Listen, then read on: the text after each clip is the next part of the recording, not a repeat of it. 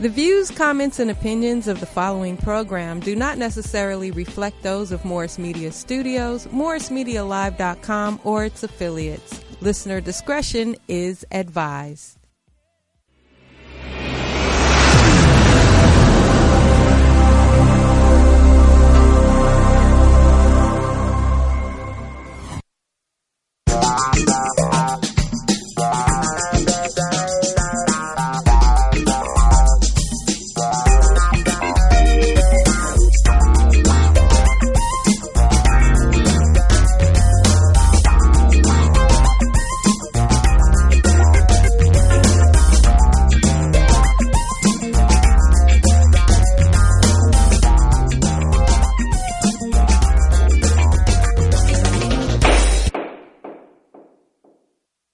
Good evening. My name is Rhonda Dixon. I'm an attorney, and I'm hosting a show called Legal Synopsis. In this show, we'll be dealing with legal issues that are pertinent to you. There will be a part where you can call in and ask questions so that I know, where I can answer questions about legal issues that you have. I have to have a caveat, though, because people are always asking me questions when I'm out in public or at an event, a party or something. And that's really not cool because I always tell them, call me when I'm at the office so I can get my legal pad out, take down all of the information, take the notes, and be able to research and listen to and take, really take the time to understand your issue so that I can answer it appropriately. A lot of times people are confused by the law, but then again, some people think they know the law. And the law is something that changes every day. It's always evolving and changing. So today we're going to talk about different topics that are really relevant for today. One of the things that we're going to talk about is DUIs because I've been doing a lot of those lately. I started out as an entertainment lawyer. I've done construction litigation, insurance defense, criminal law, just a wide section of things, unlawful detainers, so I can answer a lot of different questions. And if I don't know the answer, I know judges and other lawyers that do. So this is a show for you so that we can discuss the issues that are pertinent to you. And right now I'm going to go to D. Nice, who's my guest today. And he's going to weigh in and he's going to introduce himself and who he is. He's also a producer, an executive producer of this show. And D. Nice, can you tell us more about yourself? Yes. Hi, I'm D. Nice. And like I said, I've known Rhonda as a part of, give me the white bag, please. The whole thing.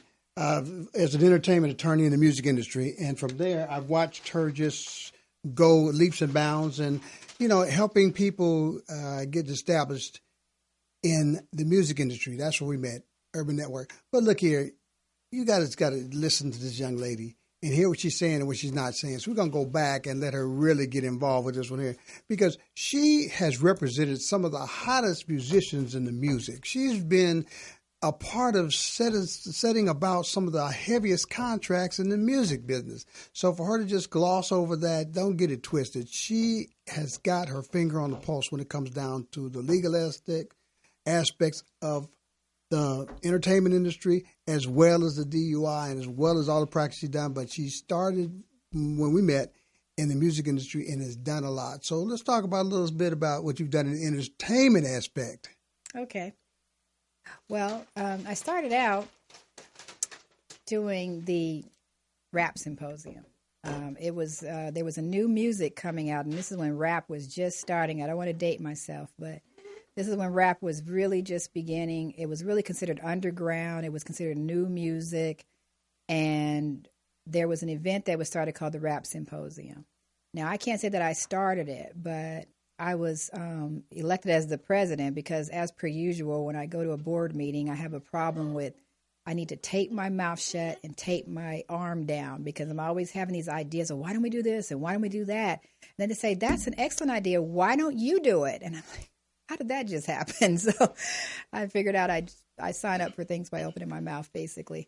So they voted me the president, and I ended up really enjoying it and really getting enthusiastic about it. And we really grew that whole rap symposium into a pretty big event. And other events started to blossom out of that. And a lot of artists learned a lot from it, and they would thank me and even give me like gold and platinum records and jackets and stuff. Paris gave me a jacket. You guys probably don't remember him, but there was like rappers back in the day. They would, they would have their gear, and it was before, and I would always get stuff from like Carl Kanai and Cross Colors, So it was really interesting times, though. It was really hot. But one of the things I have to say is that a lot of those artists are coming back to me now saying they didn't get paid, and they have a legitimate gripe. Every single time that the record companies have been audited, and I mean 100% of the time, money has been found to be owing, which means that they cheat 100% of the time. The contracts themselves are unconscionable, in my opinion. I do the best I can to mitigate those things. And I was a very hardline negotiator, which is not going to make you popular with the record companies. Right. And the most interesting thing is, I probably shouldn't say this, but we all heard that there's gangsters behind everything. Yep. There are. And when you mess with their money, you get to meet them. So that's how I know that they're there. Yeah. I would have never known. I mean, you just, they're behind the throne. They're the puppeteers making things happen. You'll never get to see them unless you mess with their money. Right, dangling out of windows and stuff like that. Yeah, well, they never dangled me out of a window. Fortunately. But I did stop some people from getting dangled out of windows a few times. Right. But yeah, there was a whole bunch of things going on. And eventually that's one of the reasons I got out of the business, because I like doing things as a meritocracy. I know that's pretty Pollyanna-ish. It's pretty optimistic of me to think that, hey, just because I'm good at something, I should be recognized for it. But, call me crazy. That's what I want to do. One would hope. One would hope. But it doesn't always happen. We just were talking about the presidential election. And the fact that Biden 2 months ago was a dead duck. He wasn't, nothing was happening. True. There is obvious manipulation going on to make him the front runner right now. Because literally, if you look at, remember they always say that Iowa caused the election? Yep. Iowa didn't say he was anywhere close. Now, 2 months later, all of a sudden, he's double digits ahead of Bernie. Oh, yeah. Well, go figure, Oh, yeah. But that's how it goes, So there's always some behind-the-scenes manipulations. I used to think that it was just the music industry that did that, because I was in the music industry. Right. But I've been in the construction industry. I've been in the real estate industry. Right.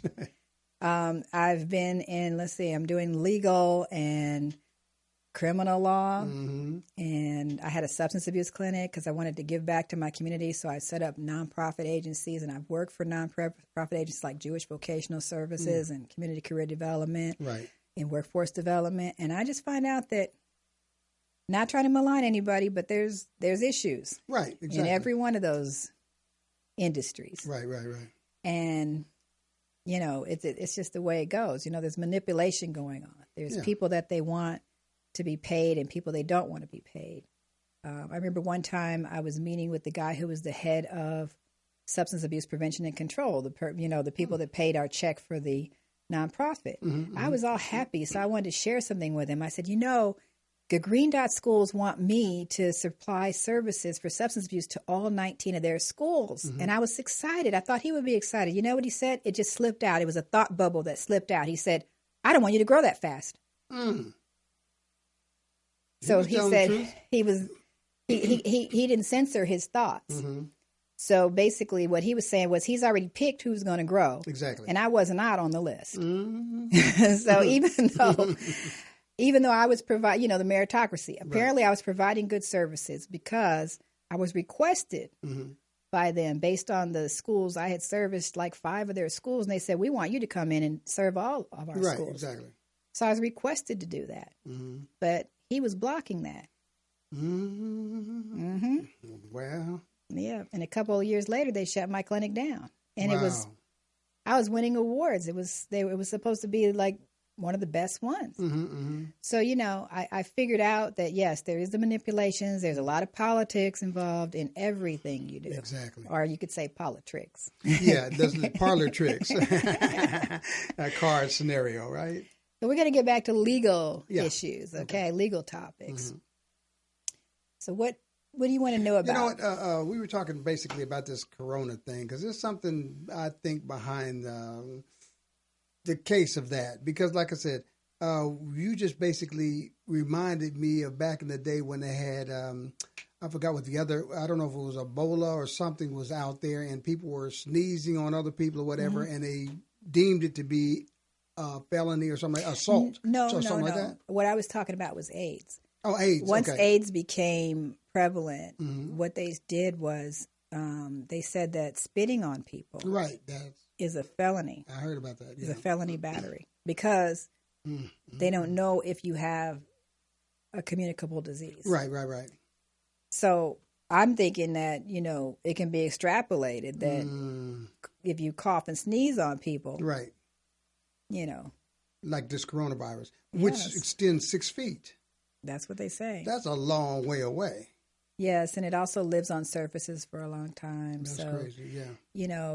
We're just at the beginning of this. People are already starting to panic, especially in Seattle. I don't blame them. Yeah, but it's coming here. I mean, we're really just getting the beginnings because remember that's why they call it a virus.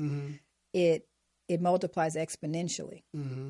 My concern is legally about how they can quarantine people, and how long they can quarantine them.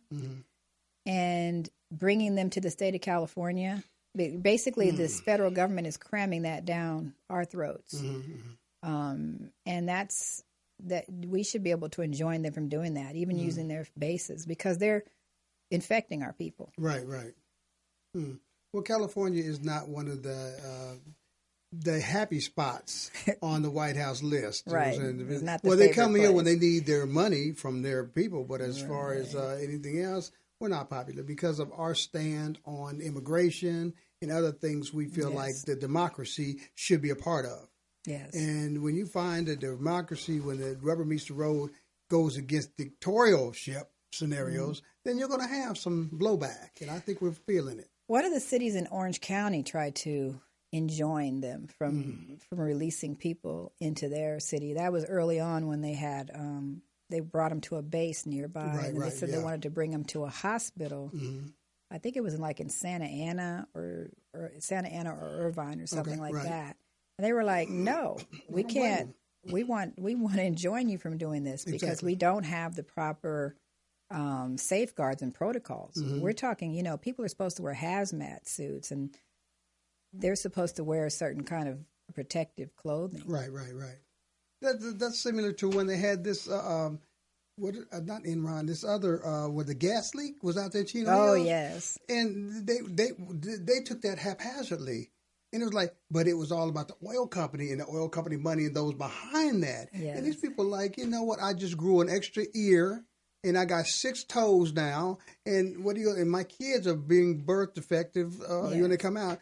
And they acted like they didn't know that existed either. Right, they would. But, that's a lawsuit, of course. I mean, you saw the Aaron Brockovich case. Right. That was it was about something called hexavalent. It was something that got into the water table. Right. And that happens far too often. Right. But you can't spend no money when you're dead.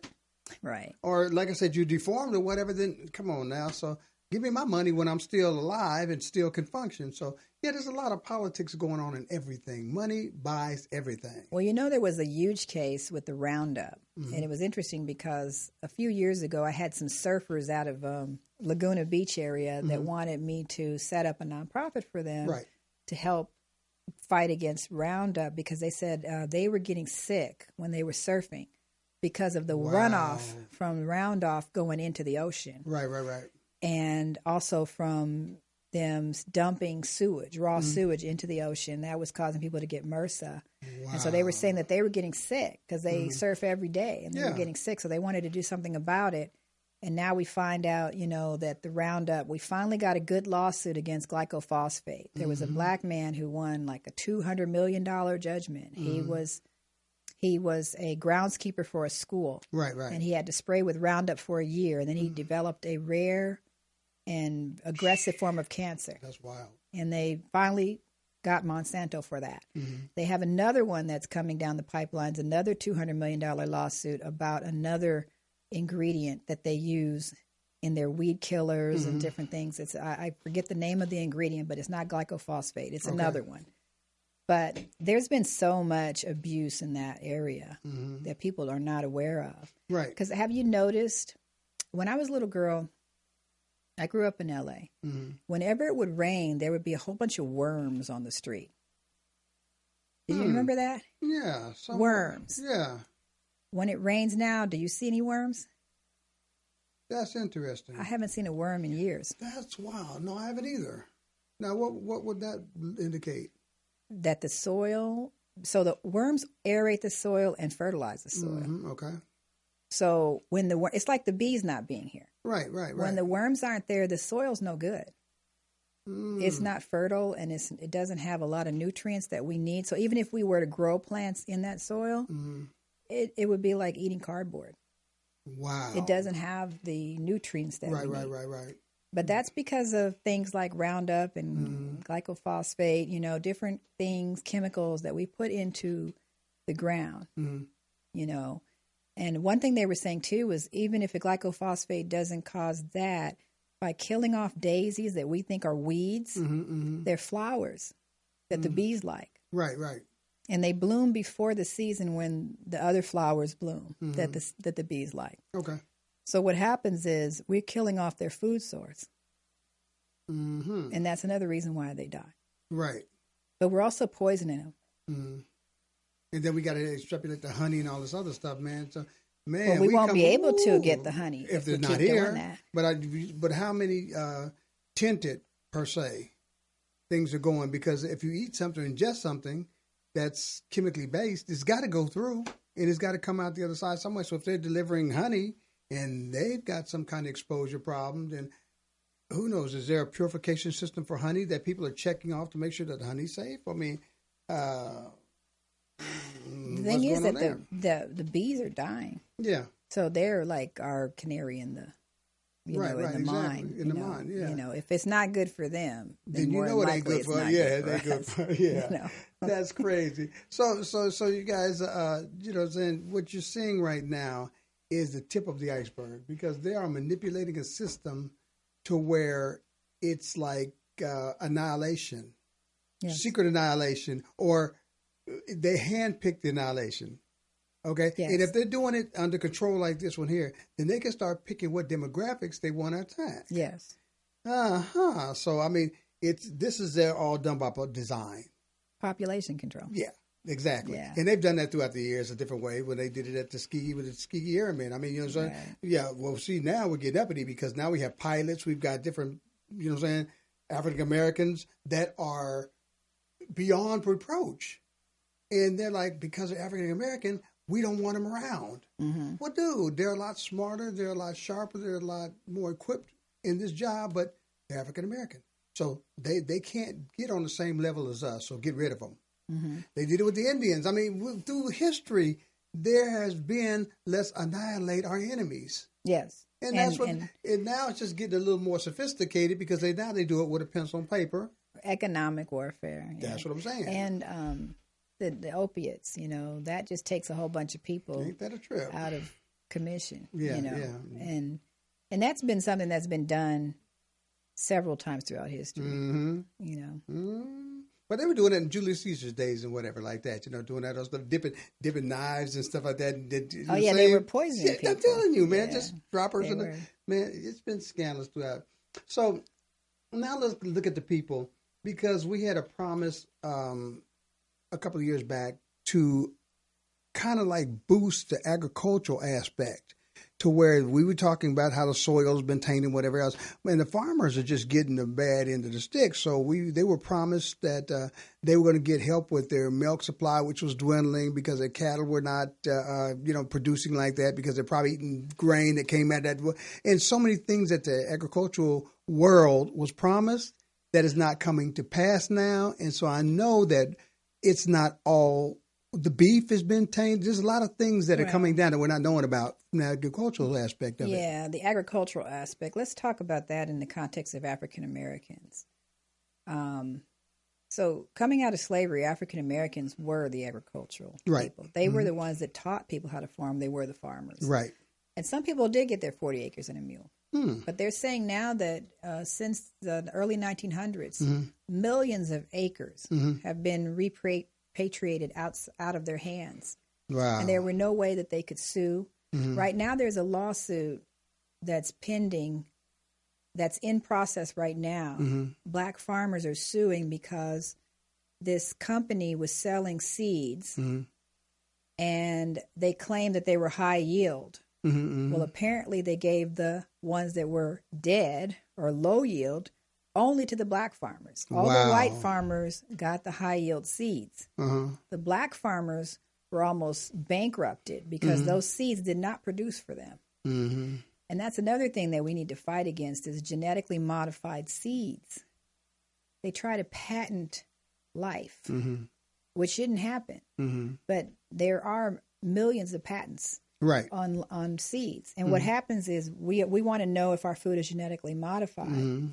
The problem is that if you have a farm right on one side and right next to it is an organic farm, the bees don't know about this boundary. The bees are pollinating both groups of plants and eventually cross-pollinating the non-GMO plants, making them also GMO. But this is the cold part about it.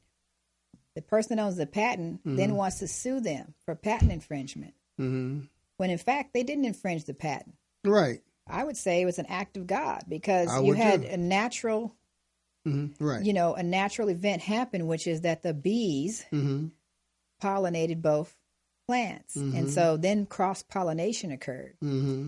And if I were the ones that were non-GMO, I would sue them for polluting my product. Right, gotcha. Because my product is worth more money if it's non-GMO, if it's not tainted. You've tainted my product. Gotcha. I'm waiting to see those lawsuits. Yeah, that's going to be interesting. You know what I'm saying? And the bees, ain't nobody going to sue the bees. No, the bees are doing what they do. Hey, that's the life. That's how it is. Right. And so it's we talked a little about that. And like I said, we're feeling it at the pump, quote unquote, because when we go to the store and we're paying $6 a gallon for milk, or cheese is up to, the prices are at, and anything dairy related or grown related, whether it be like beef or, from top to the bottom, the eggs or whatever, everything's going up. Well, that's also because the cost of transporting it is going up. That's another thing that's interesting. So a lot of people are trying to figure out why this big deal about this XL pipeline. Why this big deal? Why do these people want to put it over these Indians' land and ruin their land? Right. And it's not just going across Indians' land. Some of the black folks that got that 40 acres and a mule, it's going across their land too. Because I've seen the contracts where they're getting through this land. So, but the issue is, why are they taking it through this land? And why is it such a big deal? Why are people making such a big fight about it? Money. So your gas doesn't go up. I used to work for ARCO. Okay. And I used to review their contracts. Okay. Their contracts are 99-year leases. I lease your oil well for 99 years at a certain price. The gas does not fluctuate every 5 minutes like you'll see the little man changing the sign. Exactly. It doesn't fluctuate. What fluctuates is the cost to transport. What fluctuates is what I charge you to put it through my pipeline. So here the tanker comes from Saudi Arabia. Right. And you paid X amount per barrel for the oil. Now you're in Houston and you offload it onto a pipeline. Okay. Now, I forgot to tell you that you get stock in those pipelines. And that stock is controlled by Wall Street. Okay. That is the stink about it. That's why people are so angry. The people that want to invest in the pipeline are pissed. If they want more money out of their piggy bank, all they have to do is change the price to transport that oil, and then your oil at the tank is going to cost more. Right. So then the average Joe cannot find. I didn't see the oil stocks like that on there when I go to my broker and say, hey, I want to buy some good stock. I don't see the oil aspect.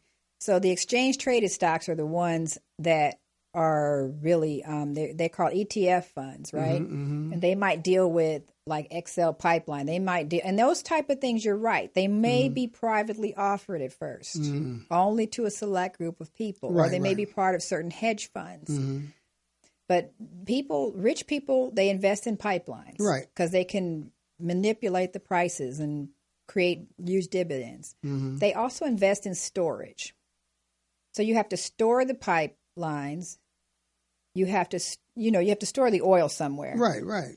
And that's rented. Mm-hmm. You have to store the goods. If I offload some goods that I get off of a boat and I take it out to like San Bernardino and Fontana, that's where you'll see these huge facilities where the trucks, all the goods are taken, offloaded off the ship. They go out there, then they're offloaded again onto the various trucks going all across the United States. Mm-hmm.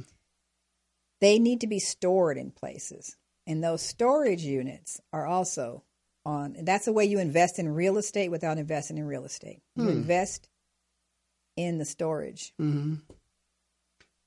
But see, they don't tell us that. The average Joe walking down the street, we can't get our money growth that way.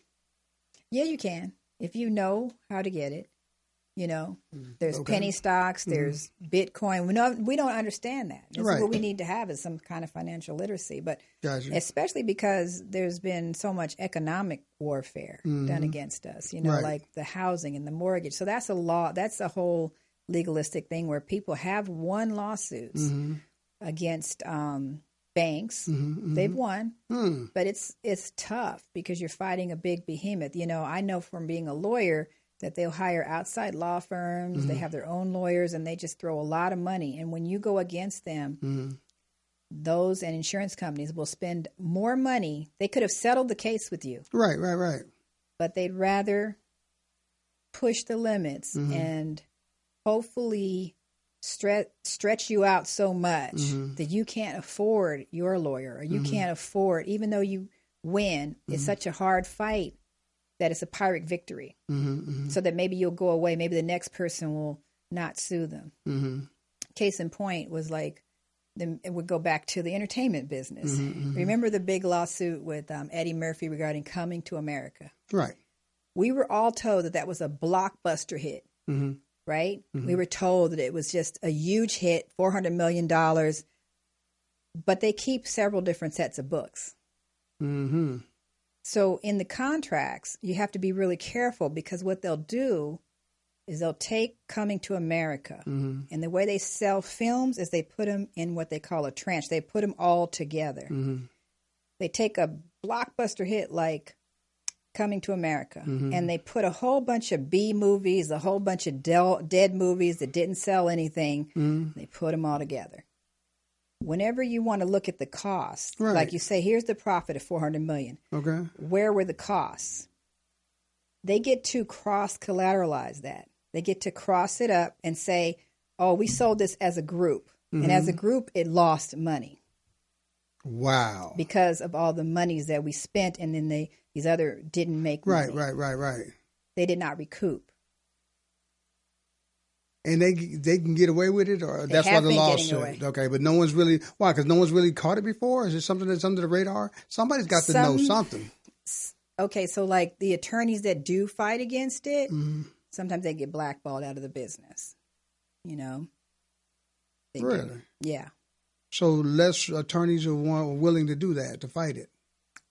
Well, if they do, they're not working after a while.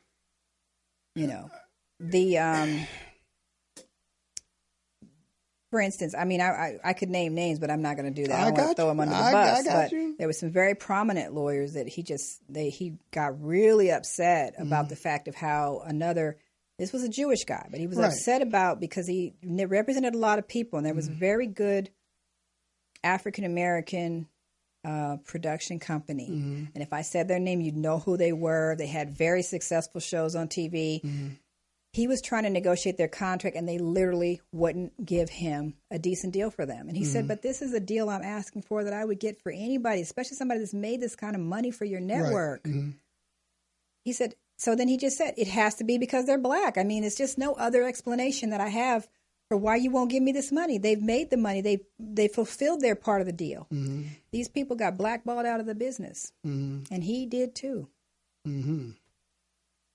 You know what? Then there's I don't know. I'm just that forward-thinking kind of cat because me, I could see a desert and within 24 hours, I'll have Oasis. That's how I do. That's what God has given me that favor for. So I would be the guy that would go out there and I'd accumulate all these different people that got blackballed, start up a corporation, bring them all under the house, and surround them with some of the top contacts in every walk of life, and let them go against people that have power. Let power fight power. But behind the scenes, you have your attorneys and things that are good at what they do, whether it's in litigation aspect of the motion pictures, whether it's just representation, whatever, they good at what they do, but have people out front that can fight fire with fire and start your own corporation. I mean, what's his face did that in Atlanta now? Tyler Perry. Okay. Okay. I mean, there are people that are able to get through this loop. I mean, Yes. who's stopping him? But how he's doing it, though, is he's not going head up against them. He's taking a niche. Uh-huh. He's taking a niche Right. that they don't care about, but they're starting to realize that it makes money. Exactly. Now, like when rap started, a lot of it was underground. We're at Right. that same situation right now. You can literally start your own network. Mm-hmm.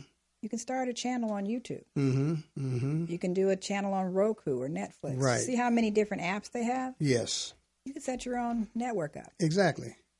I mean, there's no reason why we can't go around the system. Why and not? And I wouldn't go head up with them. Mm-hmm. But what ended up happening, look at Netflix. They didn't go head up, but now they are the leader. Right. Right. I had counted them out because remember Blockbuster? Mm-hmm. Yeah. Blockbuster had more going on than Netflix. And Netflix business model sounded like it was really bad in the beginning because I hated that you got to get a CD or a DVD and then you got to give it back like the library. And I was forgetting to turn in my library books. Right. I'm like, nah, this isn't working. Right. So then they started doing the same thing online, but then you could download it, right? Mm-hmm. And then they got this great idea. Now, all they did was take movies that were already done, didn't cost them anything, and they probably did the licenses for nothing. Right, okay. Because it didn't cost them anything. So I licensed your product, now I'm going to stream it. Nobody knew how much money people could make off of that. Right. So they get a whole bunch of these movies that are already done. They start streaming those movies. And then they start paying the people for them. Right. And they amassed enough money to now they are the biggest creator of new content. Right, right, right. Everybody wants to be on Netflix. Now, movies, if you notice, if you watch the Oscars, most of the movies that are winning the awards had a Netflix release. They had a limited 2-week release in the theater. Then they went directly to Netflix. That's dope.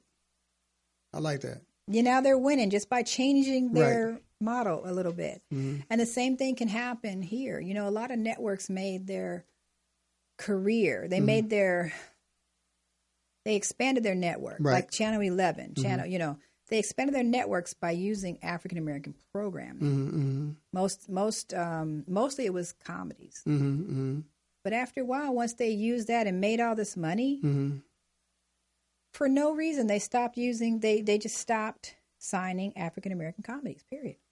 I don't know if you noticed that. Wow. Steve Harvey had like the longest run, but a lot of other ones were just falling off. And I think Fox was the first one because I knew the person who was in charge of development. Right. They laid her off, and she had all these shows that did so well. All of a sudden, they just said the demographic is 25-year-old white males. And then you got Buffy the Vampire Slayer. And that was the only thing that they would put on. Right. And then Bounce came along. You know what I'm saying? With Young, Andrew Young, and Martin Luther King's son. They started this channel, and it's called Bounce Network. Okay. And Bounce is bringing back all, they got the Steve Harvey show. Right. They've got Red Fox's show. They got all these shows coming back on Bounce. Well, there was always a market. Yeah. There was always a market, but this is what I'm talking about, the economic shutdown. And that's what I'm having a senior moment right now. The lawsuit in the Supreme Court. The black guy that's doing the lawsuit about civil rights, the Civil Rights Act of 1875 or something like that. No, that escapes me right now, too. Know his name. I know his name, and I can't remember it. So before the conversation, we're going to. But I'm just saying, there are ways, like I say, more ways to win the skinny cat. Come on now. So this segues us into another concern right now. There are people out there now that are working for a living, right? and they are tired because their ideas are being taken from them by their bosses. They're being minimized. They're being let go. And the ones of them that were their bosses are now rising to another level on their backs, right? Uh-huh. So now with that, people are deciding, well, let me go out there and start my own corporation, my own nonprofit, my own this, my own that, right? Yeah. Which you deal with. I mean, you're a part of helping people create this, right? Mm-hmm. So now let's talk a minute to these people that sit back, man, like, man, if I go to my job one more time, I'm going to go postal. You know what I'm saying? And so what can they do? Because there is hope outside of having a 9-to-5. Is there not correct? Or am I just wrong? People can be entrepreneurial. Okay. But I've just figured out who it was. Okay. Byron Allen. Oh, the my Comcast lawsuit. Okay.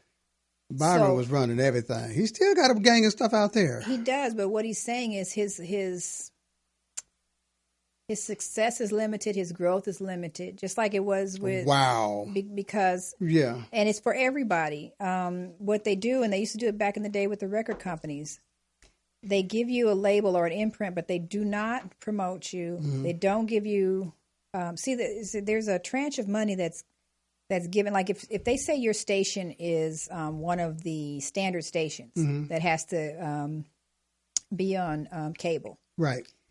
Then what happens is you get a royalty mm-hmm. off of the money that's paid for cable. Right, right. What he's saying is they're not saying that with a lot of black networks, and they're not allowing them to expand they're not putting any money behind it. They're not advertising for them, and they're literally out of the billions of dollars they spend for programming. Mm-hmm. Less than $10 million is spent on African American programming, if that. Okay, so now, all right, now that I like this, what you're bringing to me, because it's bringing more in depth of what we're talking about, starting your own bucket mm-hmm. and being able to put money in your own bucket. Because if you have your own money to fund whatever you're doing, nobody can really stop you if you got your own money, right? Well, yes and no. So the thing is that you can set up your own corporations, mm-hmm. but you need to understand the tax laws, and you need to also have access to capital. The biggest problem that happens with African American businesses and female businesses mm-hmm. is no access to capital. So that's the reason why that law that Byron Allen that's being challenged by Comcast. Mm-hmm. That is the underpinning for discrimination in employment. That's the underpinning for discrimination in contracts and economic discrimination. It just basically says that African Americans shall be treated equally in the contracting process. Mm-hmm. And that's why a lot of people have made their money making government contracts. Mm-hmm. And so, like, you asked me earlier off camera mm-hmm. about nonprofits. Mm-hmm. And I do set up nonprofits for people. What I normally do is set up a nonprofit that can get a government contract, because that's the easiest way to fund. So you have your funding, you do like a fee for service, or you get some monies that are from the government to do what you're doing. Mm-hmm. Then you can go out and raise money and fundraise all you want to. Okay, gotcha. But you have a guaranteed amount of money. I wouldn't put all my money, I wouldn't put all my eggs in one basket. Right, I got you. What ends up happening, a lot of people, they set up a nonprofit and they figure, I can go beg for people's money. I can go knock on their doors and beg. Mm-hmm. That's all very fine and well, but a very small percentage of money goes to foundation grants, and they want to know how much skin you have in the game. Right. There's a trick to getting those grants. Mm-hmm. And a lot of times, like, I've been to a lot of different bidding conferences and just different grant, what they want to see is that you are putting in money, that your board is putting in money. Mm-hmm. They want to see that you have a track record. And even like for bigger federal contracts, you have to show that you're making over $500,000. Mm-hmm. And you have to show audited financial statements. Mm-hmm. Well, the average person that has this great idea to start a nonprofit doesn't have any of that. Mm-hmm. I mean, I got it when I had my substance abuse clinic because the billing went over that amount, and I was able to get an audited financial statement. Mm-hmm. But it's really hard to get to that just by trying to make money by, knocking on doors and give me some money. It's really hard. It's not easy. No, I know that, but I think I live in a different parallel universe. Okay. Because, like I said, Miss M, who's my business partner, she's seen throughout the years my studio I have, okay? And I wanted to combine radio and television. I did it successfully.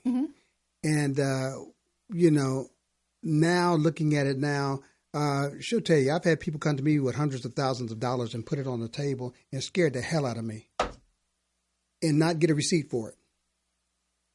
Not get a single receipt for it. And I've done this time and time again. And I devoted it into building a studio.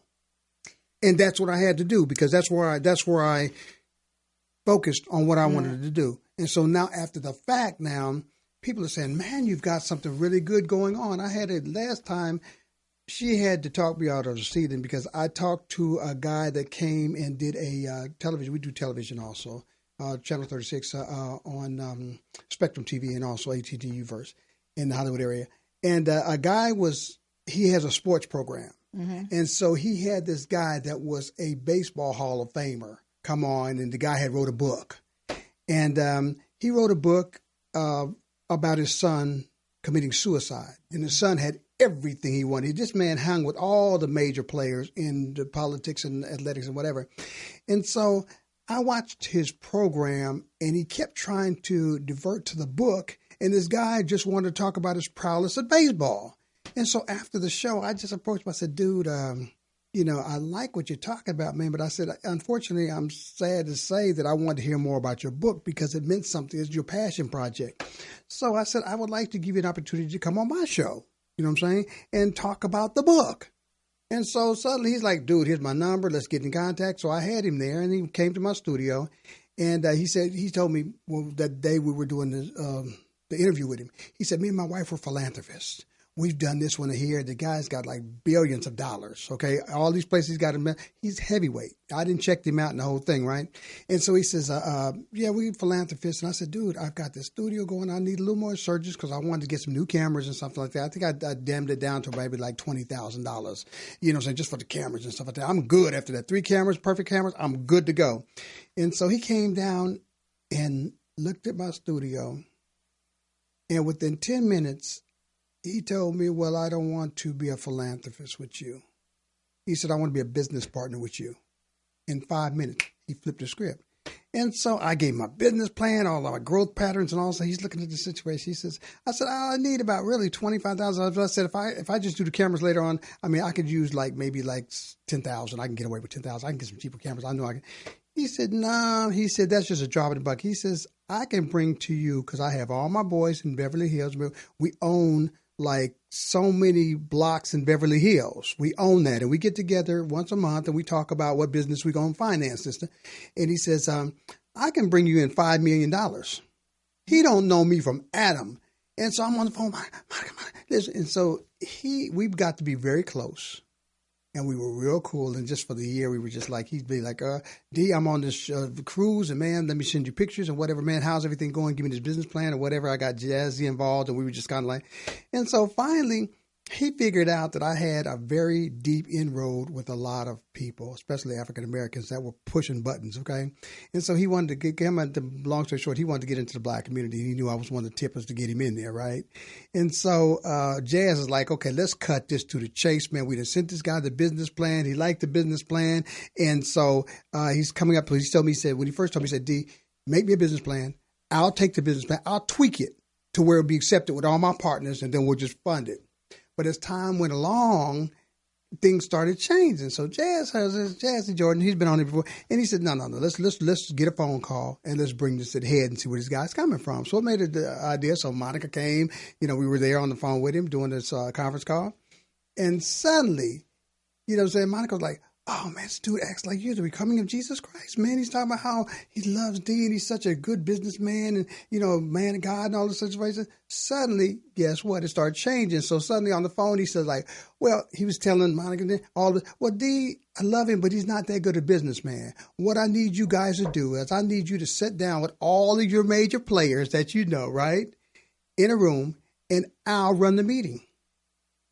And so when I was listening to this, it all hit in. I said, no, this guy's not going to get my connections like that. So, without saying it out loud, I was kind of like, oh, well, deferring to this and deferring to that.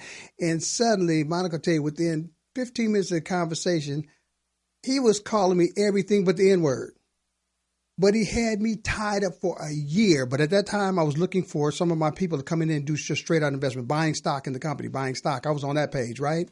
And she came to me later after the conversation. She said, D, I think God locked you in for that one for the year, because if you had went with any of these other partners like that, they could have been able to come down and put money into you and snatch the business.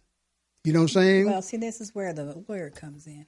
Yeah, but see, I didn't have that. You can't snatch the business if you set the problem. I didn't have that. Like I said, set it up appropriately, because remember, you hear about, you set up a corporation, right? But then you issue stock. Right. Some is voting stock and some is non-voting stock. Exactly. And you hear about people that are corporate raiders that take over, and they talk about, the white knight and the poison pill doctrine and the golden parachutes. Right. These are, like if you were playing a video game, these are things to stop people from being able to take over your company. Got you. So basically how they work is, so you want to exercise this right. You've got to, the Securities Exchange says that once somebody gets 10% of the stock, mm-hmm. they have to notify the SEC that they have 10% of the stock. Why? Because they're moving towards a takeover. If it's a publicly traded company and somebody gets 10% interest, they're in a position now to leverage that into a takeover. Right. To be the majority shareholder in that company. Mm-hmm. So they start to watch them, right? Mm-hmm. But let's talk about a company that hasn't. There's what they call the blue sky laws. The state has securities laws as well as the federal government. Mm-hmm.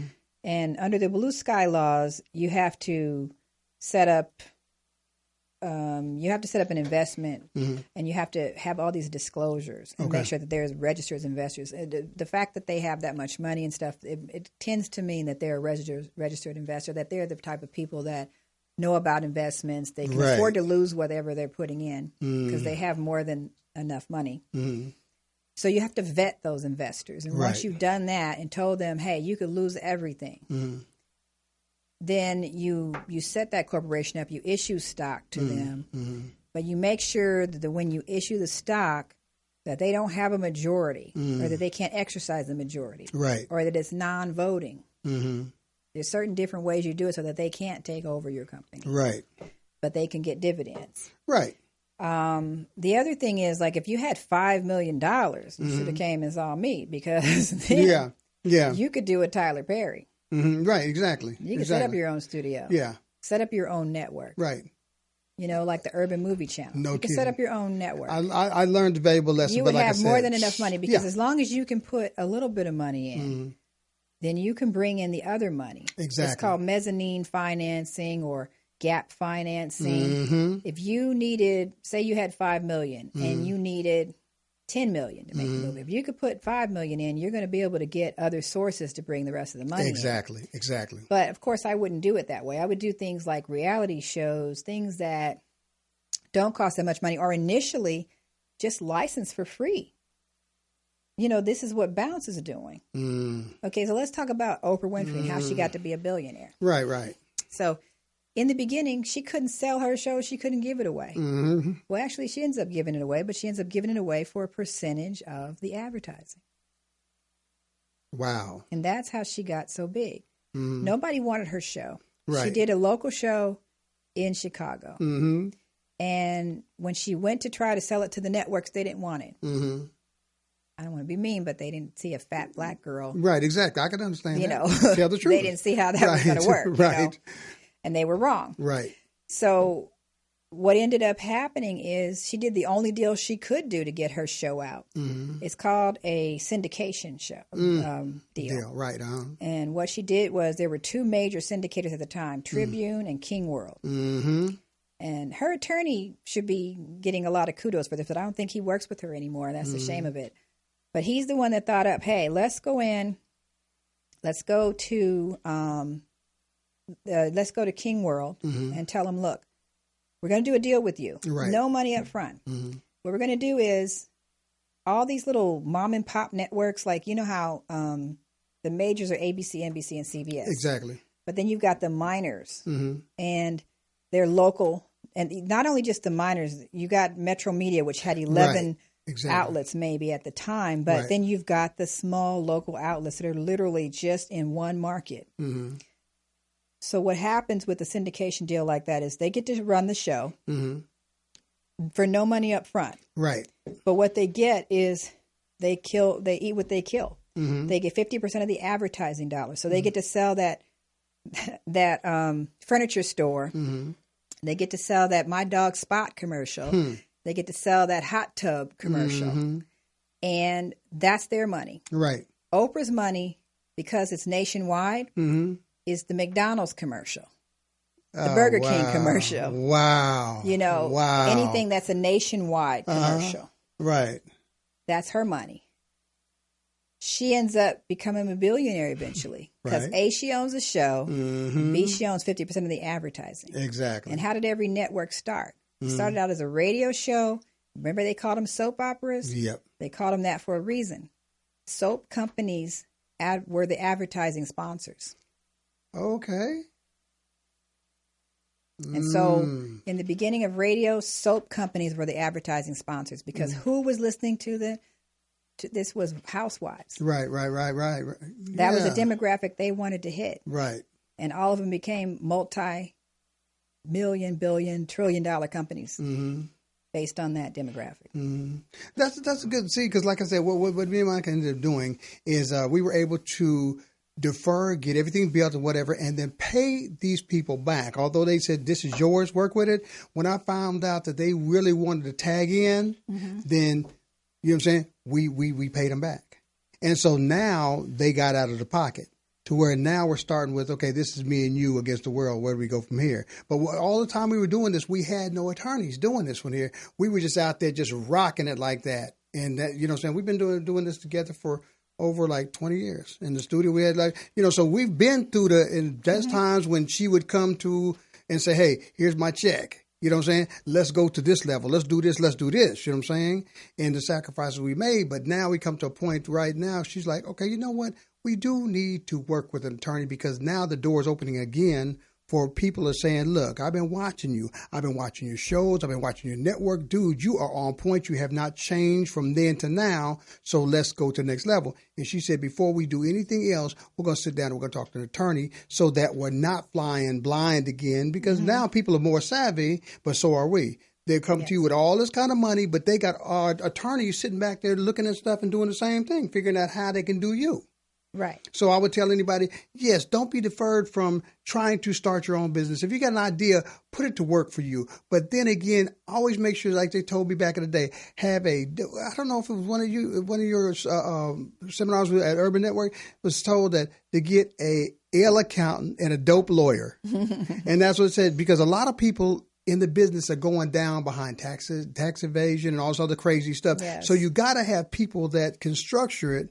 You know, because you might get lucky every once in a while. People bring the money, and then after a while, you give it back to them and stuff like that. But after a while, that's not going to work either. You know what I'm saying? Because people are just saying, okay, well, I'm going to give you this kind of money, and then I want my investment on my money. And the next thing you know, then that investment never stops. They get theirs, and they want to. So you got to have the structure of an attorney. That's the bottom line. Yeah, an attorney and an accountant. Because you have to plan your taxes. You have to plan your exit strategy. Right. You have to really know what you want to do. And that gives you a lot of ideas on how you can do it. Because everything started like, did you watch this show, American Playboy?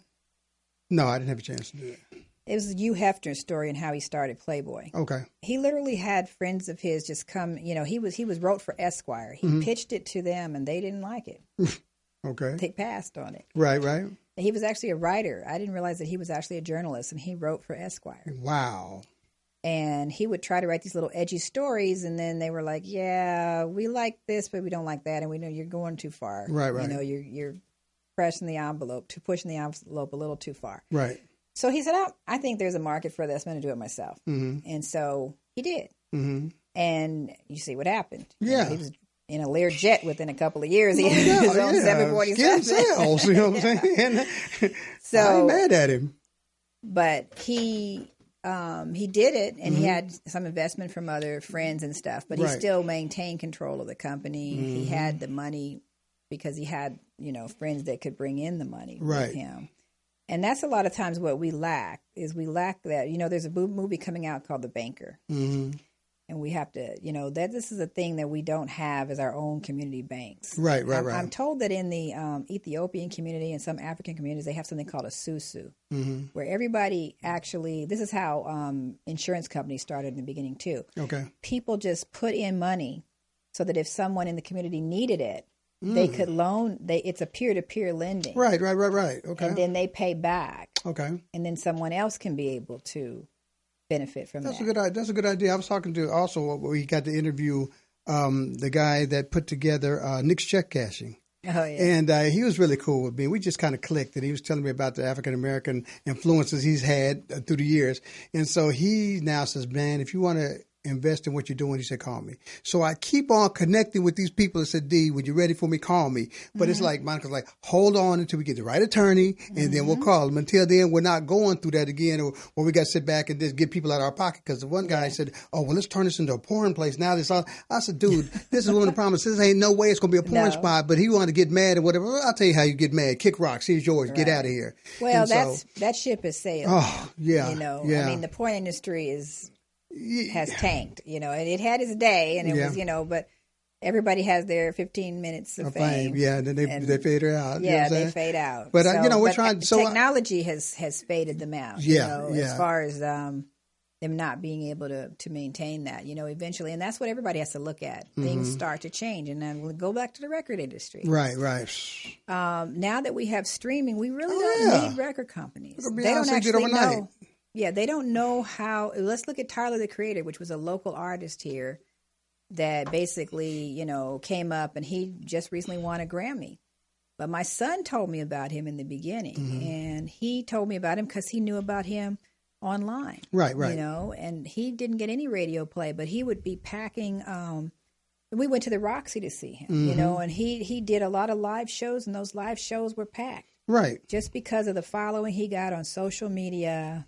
And he actually got 1 million hits on a video that he did, and that's when he really got everybody's attention. Yeah, you would. Yeah. Chance the Rapper did the same thing. There's been a lot of them that had come, like Justin Bieber was discovered by Usher online. There's a lot of stuff online. Macklemore, streaming is taking away a lot of the game now. So what I was talking about going around. Right. I got you. Okay, so you can get paid directly now, so you don't really have to go through the gatekeepers. I ain't mad at it. But you just have to make sure that even those contracts you do properly, because they'll cheat you too. Yeah, so you got to have a dope attorney, and you know what I'm saying, and an EL accountant.